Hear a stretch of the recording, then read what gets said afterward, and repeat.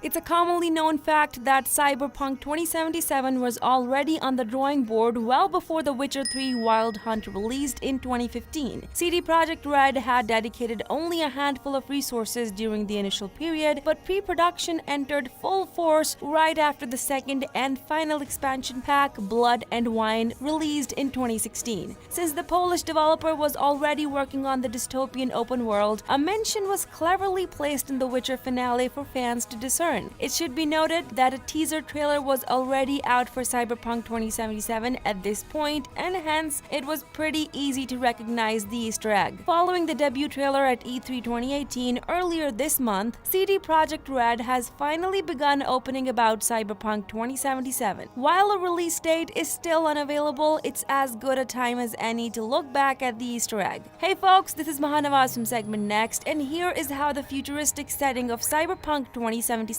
was teased in The Witcher 3 Wild Hunt. But before we continue further, how about you subscribe to Segment Next and hit that bell icon so you won't miss out on all the videos on the latest gaming news and reviews.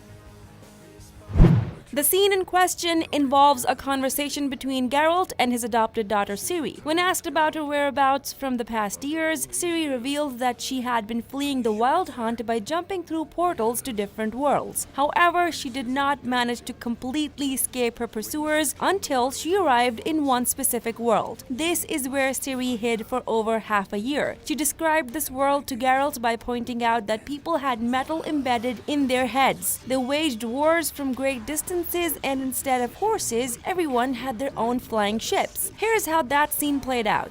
The world where Eridan couldn't find you. What was it like? You wouldn't believe me if I told you. Try me. People there had metal in their heads, waged war from a distance, using things similar to megascopes. And there were no horses. Everyone had their own flying ship instead.